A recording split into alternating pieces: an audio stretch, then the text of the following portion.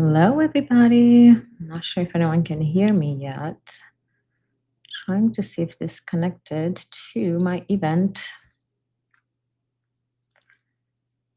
Give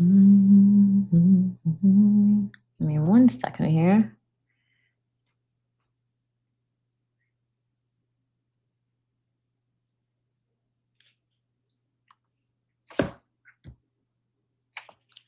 Okay, I think we are live right now. It looks like we are. Welcome, everybody. Thank you. Whoever is joining in later, please let me know if you have any questions or if something comes up. Happy to help. We are starting a new year, and I want to wish you a happy new year. I hope 2026 will bring you lots of happiness, lots of health, peace, joy, and whatever you do, remember that you're here for a reason and your services are very much appreciated. And when you're working with your soul, everything will work out. So there's nothing to really worry about. Today, we're talking about a very interesting subject, which is perspective. And I actually like to look at perspective because not only that you gain a little bit of a different eyes on a thing when you're looking from a different perspective, but it also gives you the opportunity to see what you can learn from that experience. And I think that's very vital, especially in the workplace environment where we have so many unknown and unexpected events happening and coming our way. So, today we're talking about how perspective shapes performance and why self esteem and inner outer awareness define leadership effectiveness. My name is Monica Cristalli. I have spent over the 17 years in property management, team leading, and clients relationship. I focus a lot on how systems work. Um, but what exactly makes leadership great? And when I talk about leadership, I also consider the self leadership as well, because I realize over time that leadership doesn't fail because people do not have the proper skills. It kind of flattens when our inner system is overloaded. I really should start looking at the train schedule to not have this background noise, but this will do for now. I like to think about leadership as a process, kind of steaming from inside out, um, grounded in a conscious and grounded decision making that affects not only you, but everyone around you. I like to focus on clarity, self awareness, and grounded growth. My work experience, blends behavioral insight, nervous system awareness, and also spiritual practices. Because let's not forget, we are humans and we operate from a wholeness. If you have not seen my other life about this idea of wholeness, where the whole system kind of gets into the work, not only in your personal life, might be a good idea to take a look at that. Okay, so let's get started. What a better um, leader to point out when we talk about the lesson in perspective than Lynette Twist. Lynette Twist is a global activist. She's an amazing fundraiser, an author. She has a great book entitled The Soul Money, or The Soul of Money. And she has spent decades working with leaders and trying to fight world hunger. She kind of landed by, let's say, not mistake, but kind of by chance into a jungle, into a ceremony that she had experienced like a very transformative experience. So basically, she went in the jungle and she was sitting around the fire with other people, and the shaman was talking and was doing his ceremony, and she actually felt her body kind of changing. She like grew these huge wings and this huge beak, and she absolutely had to fly. So she talks about this so beautifully in her interviews and in some of the articles that she had published. Like, she absolutely had to fly. So what happened is, like, literally she she flew. She raised herself up off the ground and she flew. Um, and she is not by any means a mystical storyteller. She's a strategist. She's an activist. She's such a system thinking thinker that it's not one of those things that she will talk about just because, you know. And this was literally a body change, an experience that she felt so heavily in her body. So she describes yet here what I saw, like a change in perspective. So here we have a change in perception of the world, where if you are sitting above the ground and you're looking down at the world, you see this vast world kind of stretching left and right of yourself, all the way down, and you see how small everybody is. Well, that changes the way you look at things because we're so small. And at the same time, we have this paradox where we have the humility of being in this body, and the humility of having a human experience, and also the responsibility that we carry.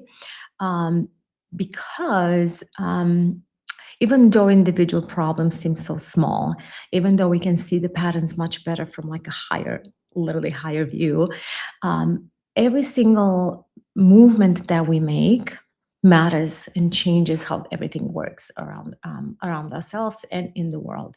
So basically, we're saying that every decision that we make as individual affects the whole.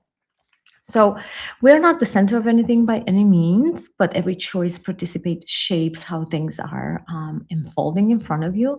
And both of this idea are true. So holistic leadership lives in this paradox, right? Because we're moving beyond your role, we're moving beyond your career, we're moving even beyond some of the problems that you're encountering in your personal life. So we look at the story in a much larger in a much larger in a much larger way. You are not here by accident, right? Imagine that generation after generation actually shaped who you are today. And each generation carried their concerns of specific areas. So if you're sitting here now, and if you were to imagine your parents sitting behind you, and then your parents sitting behind them, and so forth, all the way back to whoever you know from your family tree, and all the way back even to early humans, we can see that every single generation did the best that they could with the conditions and under the circumstances that they were living, and also with who they were at that moment. So if we think about that this way, all of a sudden we can gain a little bit of compassionate view towards the wounds that we carry, towards the traumas that we have in ourselves, because we can understand this process of growth. So every single generation concerns shape the language, behavior, and survival strategies, and also the working system in the professional world. Now, I hope this is not too small for you to look at, but I want to point out a couple of like actual things. Self-esteem was not a concern in the 1950s, let's say, because we have survival and stability as dominated factors, right? Like if you look here on this table, let me see if I can give an example from my own family. Okay, so my grandma was born in 1933. So 1933 is this line here between 1910 and 1945, where the world focused on survival. There was a lot of work, focus, and this idea that we have to make it through. And keep in mind, this is this area here, and it was during the world wars. So people didn't have time to sit there and consider if they have self-esteem for themselves, or if they have enough trust in their own abilities. So they were hyper vigilant in what they were doing. It was really a mode of enduring and survivals. So now if I look at that, and if I look at how my grandma passed her experience to my mom, I can see that what my mom saw was not necessarily a worm person. It was a person who has gone through survival mode, and who has learned that um, even love language can actually show up as I care about you, I'm going to keep you safe, or I'm going to feed you. So that is the love language in 19 whatever 50 or something, and so forth. Um, then moving on to me, I was born in a communist era in Romania. So what was the communist implications of the word? Because it was a lot of survival through silence. There was a lot of filtering. There was a lot of anxiety, scarcity. You used to, wait and sit in line to grab your bread. Definitely don't speak and don't make yourself known in any way because you might get arrested. Like, quite literally, that's a problem. So it was a lot of, how do you internalize that? There was a lot of self suppression, right? It was, I'm going to disappear so I don't stir up anything. So in these conditions, what the world is focusing on, or people who went through that were focusing on, is how do I keep my family safe? I don't want to speak something that goes against the communist regime. I want to be that person who actually is obedient enough to make it through this. Now, moving on into the early 2000s and up to today, a lot of these ideas of self-development came up. So the narrative of the writings and the narrative of what we see around us have changed, basically. And we do see a lot of the self-esteem and a lot of how do we get into alignment. Um, Even though the generations before us have focused on endurance, we in the modern world, we navigate complexity. So the language shifts because we have a different load of cognitive involvement. The emotional demands have increased. We have visibility and self expression as very essential tools for our existence.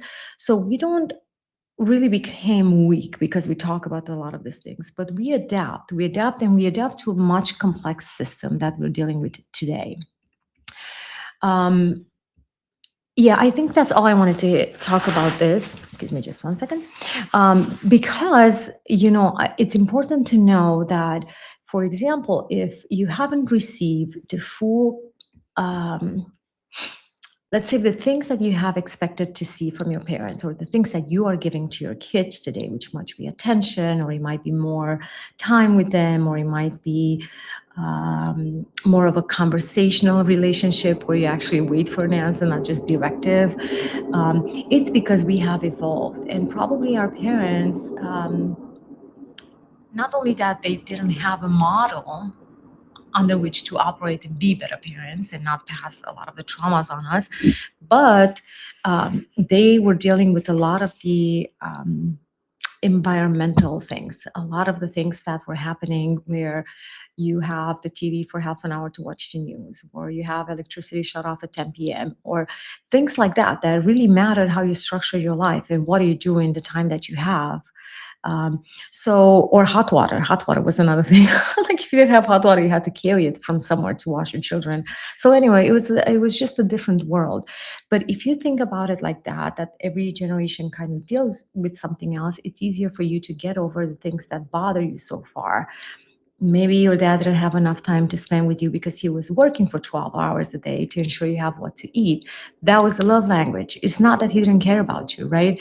So that translates, all these experiences that we have translate in the work, because we feel trigger anytime we have a little pressure, every time we have a little bit of conflict that kind of dictates to us that we're not cared for, or we're not being taking into consideration. It triggers all these ideas that we have about ourselves based on how we grew up. So I hope that makes sense. Does that make sense? Okay. So, you're not broken. You're actually just evolving. Modern work requires emotional intelligence. It requires a little bit of more even decision making under uncertainty. And we have seen how that plays out first with the pandemic, now with the AI. Um, it focused a lot on the intentional communication, and of course setting this idea of being authentic and having a self-expression and boundaries, right? So basically it's just saying that all survival tools are not sufficient anymore, right? So if we're using outdated internal strategies in a world that demands a new kind of leadership, we're going to have a bit of a friction. Yeah. So that's exactly what changing perspective means. How can we look at things differently? That reminds me, someone about a week or two ago commented in one of my posts saying that analysis is fun until it becomes a full-time job. And that's what I talk about perspective. It's someone who sees things differently. And I appreciated that comment very much.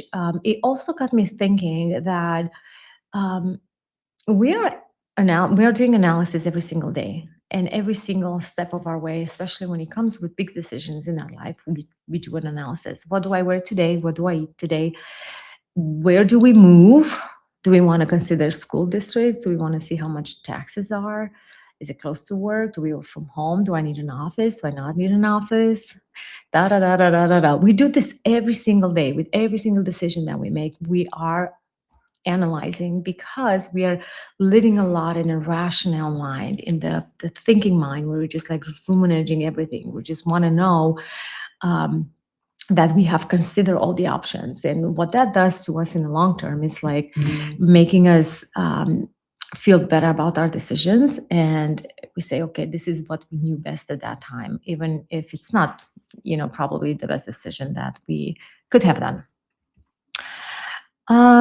Okay, what actually drives performance today? A lot of the research shows that performance is influenced by inner regulation under pressure, um, a lot of the self-trust and self-efficacy, psychological safety and trust, so you can actually perform at your best without being fearful. Clear language and role clarity, and this is actually a big one. Um, and then we have energy management and recovery, which is it's one of my favorites because a lot of the times we kind of put this on the back. What does that mean? Energy management? Well, it means basically taking care of yourself and making sure you get enough rest, and making sure you disconnect from work, because it literally can go 24 hours. You can go on a like automatic roll, and then you kind of have to rest and do your maintenance on yourself. And then a sense of meaning and sense of competence, right? Like you want to make sure. And here I'm not talking about learning the skills, because I feel like that part is actually easy. Learning something new, it's easy. You just go online, you learn it from reading, you learn it from seeing it, you watch a video, you get a book, you get a course, bam, you know everything, right? It's not about doing it, it's about how you internalize all of that so that they line up with your values. So it's not only about the skills, or even the effort or the intelligence that you have. It's also about creating this wholeness of a system where you have your internal state, that it comes from peaceful, it comes from honesty, it comes from a genuine desire to help, and it moves into creating this context where you can behave in such a way to drive results. Someone is asking, what challenges test your confidence most? What challenge tests your confidence most?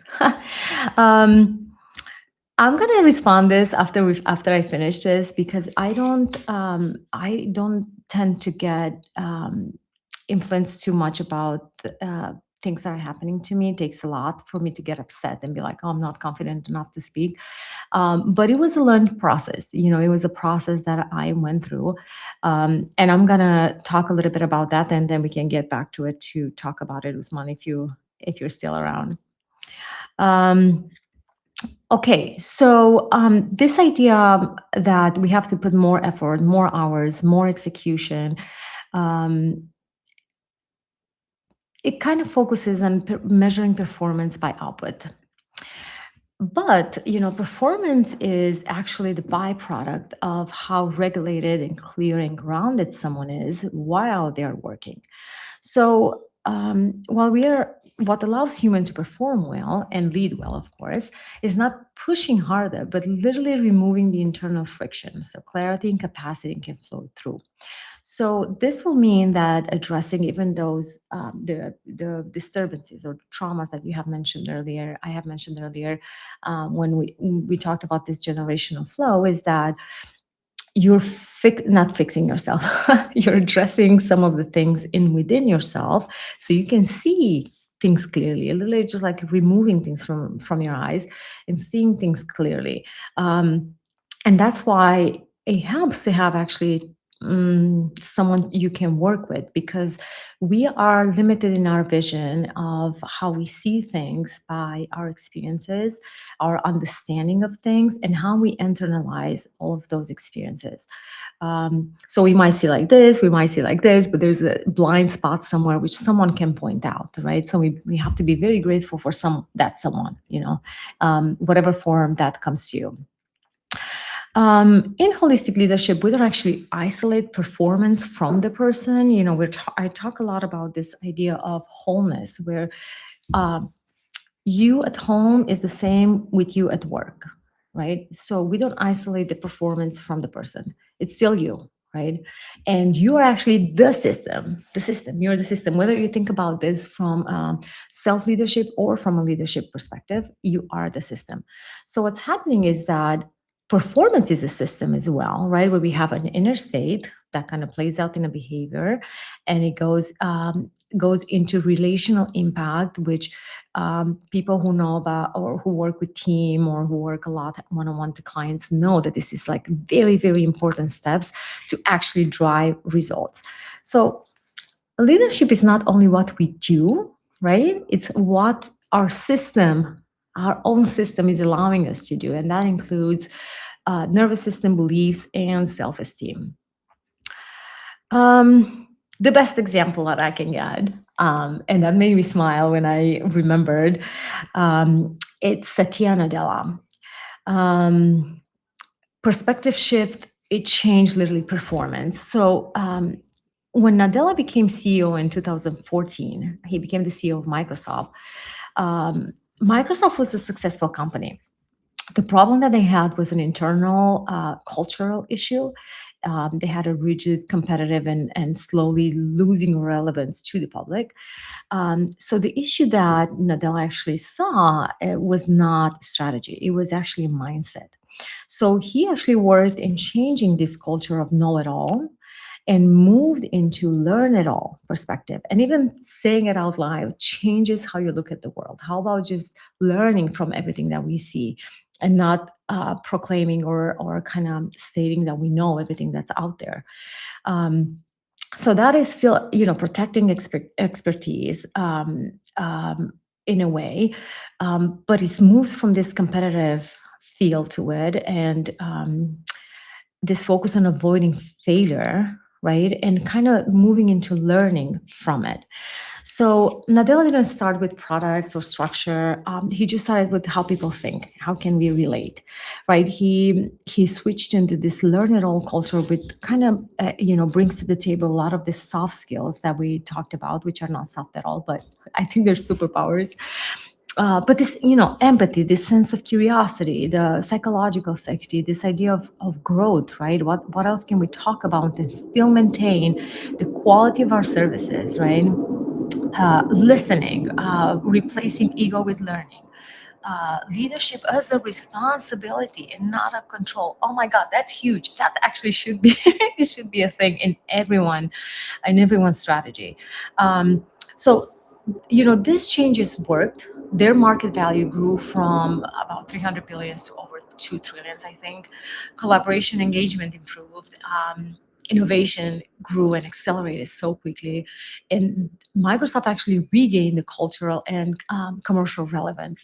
So it's not about softening anyone, it's about actually strengthening the culture of a company and strengthening yourself. And I thought this is such a relevant example, because we're dealing with market changes from a company's perspective all the time. With it can be from a political standpoint, economical platform, or market shifts or whatnot. We all get influenced by that. On the bright side, we do have a choice how we look at it, and a good experience has been the pandemic, where you know uh, me, others, and anyone else who have evolved so much during the pandemic um, switched from rigid thinking and thinking into the idea that we are still here to serve, and what can we improve so we adapt to this new world, um, and still maintain the quality of services that we offer. So why capability alone is not enough anymore? Because we are moving into workplace performances that have decision, they're very particular decision quality, initiative, and also follow throughs. We have communication under pressure, and a lot of industry fall into these categories. It's persistence after setbacks. And here I don't talk only about keeping yourself composed after something happens, or after someone says something that's hurtful to you, but it taps into a lot of the inner introspective work. Um, Recognizing your values and recognizing your skills, having the ability to be confident enough into your own system of operation, basically. And that's why, this idea of self-esteem taps into it. Like, I can do better because I know I'm coming in with an open heart. I know I'm coming in with the proper skills. What can I do? Right? I failed. I recognize that. I'm assuming that. What can I do to improve? How can I regain or even do better so this doesn't happen, or it happens less, right? And then we have a lot of collaboration and trust. A lot of the relationship, or a lot of the personal or business relationships are really based on collaboration and trust. So it's not only input and not only output, right? It also matters how you show up. It also matters. Okay, it really does. It really does. So this idea, if you think about it like that, explains why equally skilled people perform very differently under pressure. One person could respond with a lot of anxiety. They can even create more anxiety, more drama, more chaos around them. And one person can actually hold it together and be like, well, this is the situation that we have. That's the reality of it. How can I make it work? Right. But again, I think that taps a lot into this self assessment, into bringing that into yourself and assuming responsibility for what you do. Um, and self-esteem actually is not about being arrogant. It's not about feeling more superior than other people. It's really about acknowledging your divine essence, meaning that we all have a spark of divinity inside of us. We all do. I know it's hard to see that in some people sometimes, but we all do. And that um, kind of shines forward when you acknowledge it. Um, and I think it's very important to keep that in mind, right? When we talk about self-esteem, we have to tap into who are we? Why are we here, right? I think a lot of this self-inquiry, kind of becomes more apparent when you bump into a situation where you're really disturbed, where you cannot really sleep, and then it kind of makes you think like, what is going on here? But really, all of those events, all of those things that are coming your way are really an opportunity and a gift to you, so you can figure out what you're doing. So we are essence whole, complete, perfect, and we're doing the best we can. So we have to recognize that on ourselves. Trust in our internal judgment. This taps a lot into this idea where how do we talk about ourselves or to ourselves matters, because literally our mind is like a computer. We can program whatever we want in it, and if we're saying we're not capable or not able or not good enough, guess what? We're not going to be, right? We're not going to be, because that's what we're sort of expecting that's going to happen. Sense of worth without overproving. Sense of worth without overproving, meaning that yourself into you are okay with what you're putting out there. And then we have emotional recovery after mistakes. And this is a big one. because a lot of the times, even if we manage to keep ourselves composed at work, we could still go home and lose sleep after a problem that happened in the morning, let's say, right? And that is because, again, that event, that conversation, or that string of events led you to be triggered by a belief that you have into yourself. And that belief doesn't make you, doesn't allow you to rest, kind of bugs you, kind of disturbs you. And any upset is the same. It can be a small upset or a big upset. The upset is the same because it disturbs your peace. So this is actually a big one, and it kind of rolls into how do we develop the skills to make sure that we cannot uh, allow ourselves to be bothered, damaged, let's say with the quotation marks, or disturbed by events that are happening at work. Okay. And also, of course, comfort taking up space, which a lot of people have an issue with. And particularly young, new managers, or people who are leaning more towards behaving as an introverted person because they don't feel safe. So a lot of this is introspection work. A lot of that is introspection work.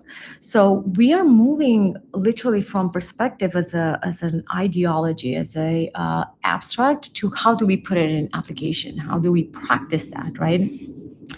And research shows that self esteem doesn't really create talent. But when you have low self esteem, you're consistently eroding your performance, your resilience, and of course, decision making. Also, performance works when the inner work is addressed, right? So, self esteem reestablished is reestablished because you're literally removing all the blocks in your way. So instead of wasting your energy on judging and over explaining yourself, you will be more involved into performing, into doing what you know how to do, into doing and serving as you are meant to do that. Okay, so we have, the way I see it is that self-esteem is like an overarching, let's say, quality, right? And all these other things that are usually taught in workshops and books and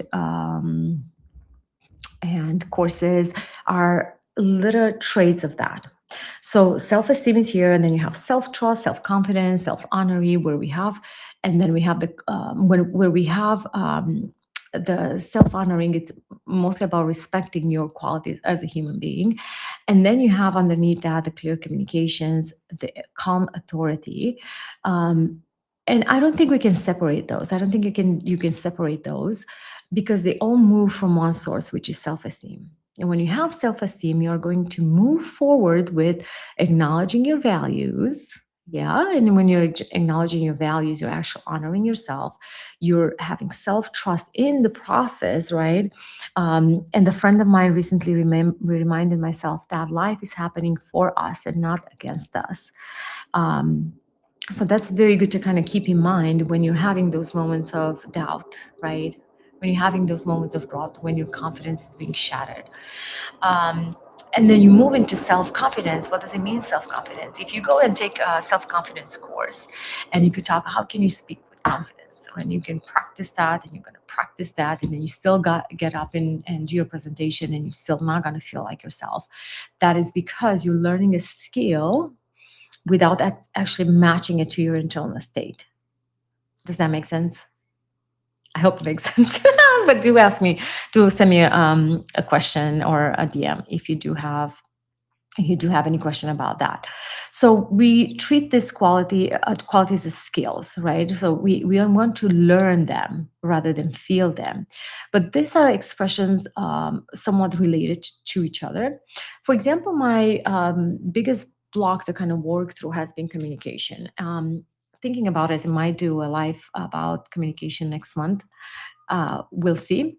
I'm kind of aiming probably mid-month somewhere.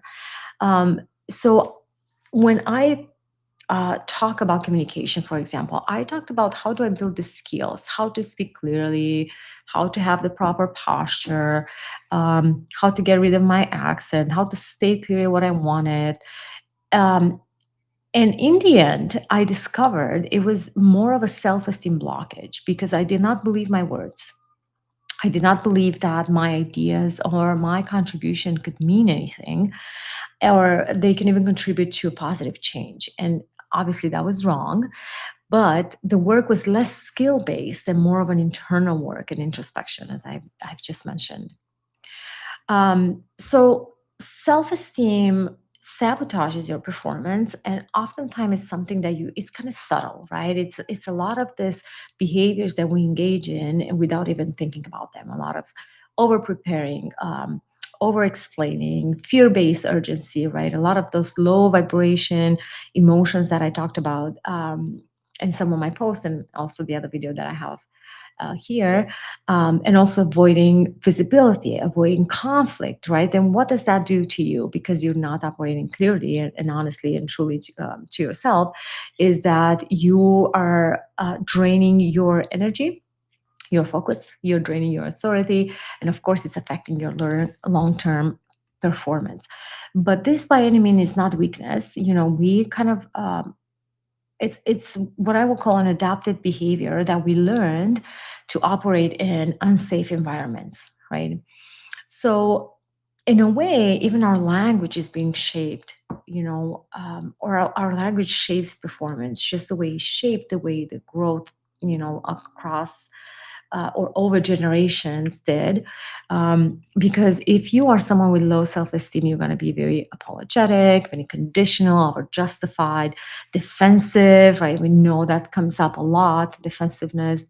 And then you have on the other side of the spectrum the clear, the neutral, the direct, and calm language, which stems from a grounded leadership. And that again applies both for self leadership and actually professional settings. So the shift that happens when you think about things differently is that how do you perceive competence? Is someone not able because they do not have the skills, or is someone not able because they have some form of inner or personal blockage, right? How do decisions land, not only for yourself but for everyone else? How your authority is being embodied in yourself. And so this will even kind of lead into this idea that people don't respond to confidence, they respond more to clarity, right? If they know what they need to do, if they know what you're saying specifically, they will respond much better. Okay, so competence without self esteem turns in overfunctioning. And we have seen that high performance do have hidden cost, right? Because if you're highly capable, deeply responsible, you can carry more than your role, and you struggle then to rest and struggle to delegate, and you're doing everything good, right? It's not drive. You don't have a problem of being motivated to do a lot of work. But what's happening is that when you're over functioning, you're dealing with the self doubt that it's kind of masked like reliability. So the more I do, the more people can ask me to do things because I can, and that gives me a sense of self worth, right? So self esteem improves performance by reducing internal friction, preserving energy, enabling boundaries, supporting recovery after setbacks, which, as I said, it's a very big deal, and allowing clear, grounded language. And I'm going back to this idea of system optimization because I really think it is a system optimization. We are operating at a system in a system. Yeah. So self esteem is not about feeling good, it's about how safe it feels to be yourself under pressure. Right. And when I feel safe, when I can give you everything that I know, when I can serve from this balance, balanced self or balanced and peaceful self, then I optimize the system that I'm operating under. And then, I like to talk about holistic leadership because it doesn't work on the house, how to 1, 2, 3. It works a little bit on the roots of the problems, right? You can build self esteem through awareness, And you can strengthen your self trust through alignment. You improve confidence through coherence. And the idea is to kind of get to a point where you can regulate your emotions, you can understand them, honor them, and regulate them so that you appear and you operate from best version of yourself, basically, right? So it aligns this inner system so performance can flow. So that also kind of changes the way you look at things, because having a different perspective about performance is also having a different perspective of how you look about, or how you look at things, how you look at events, how you look at the world, and how you look at yourself, obviously. um, so basically, you're removing any interference that are affecting your performance right now, right? And that means moving away from force, moving away from reactivity, and kind of going and stepping into a flow. So now, when we have a wider and compassionate perspective, what we're doing is releasing inherited judgment, right, and learned self criticism. We're separating who we are from the patterns that we learned, and we're restoring trust in the inner authority. The first thing that you can do to have a different perspective, to gain or to be better at performance, is to decide what you no longer want.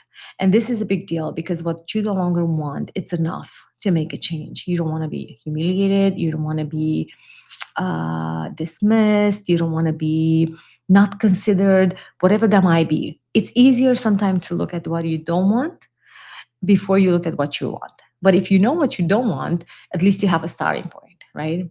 And then you can move into noticing what's happening. What is the pattern?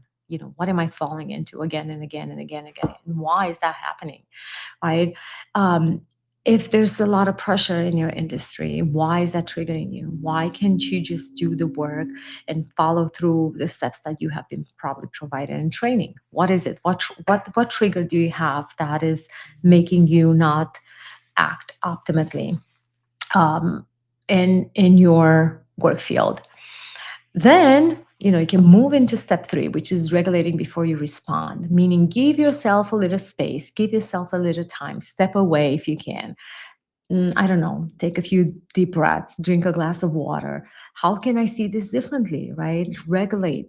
um, don't automatically react if someone is triggering you to the point where you're like, kind of I'm kind of annoyed with this person. I'm kind of pissed off. I want to tell him a couple of things, put him in his place.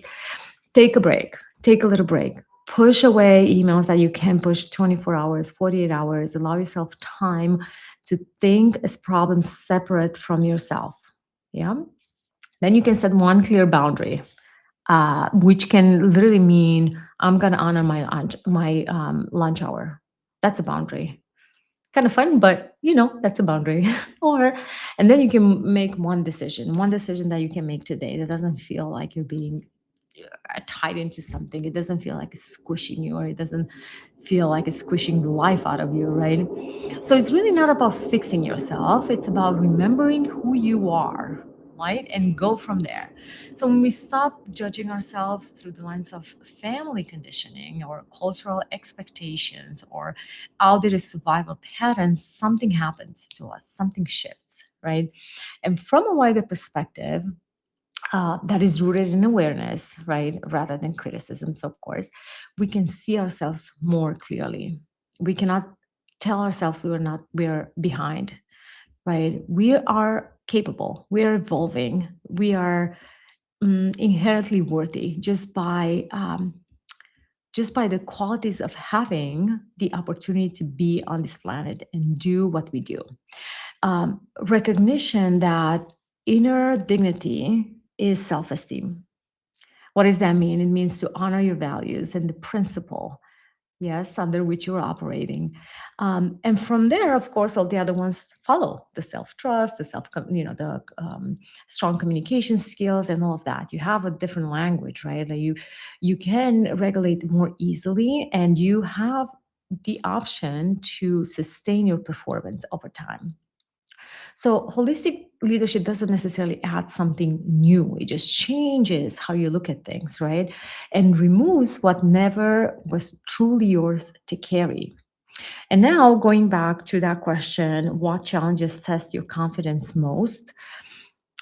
The most difficult thing or element is kind of working with people that have different expectations from yourself, and not only different expectations but also different demands where we see the world differently, right?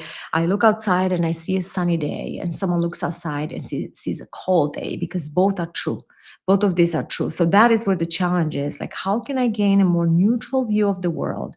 So that could test a little bit your confidence. But again, it's just a matter of recognizing that we literally just see different worlds. Yeah, we're not, two people are not the same. When you have a very big discrepancy in how you see the world and how you see performance or how you see relationships, then it can create a little bit of a friction there. Okay, and we have one question, which is, how can we encourage open discussions about sharing responsibility in both personal and professional settings? Bam. My idea is that you can only work on yourself, right?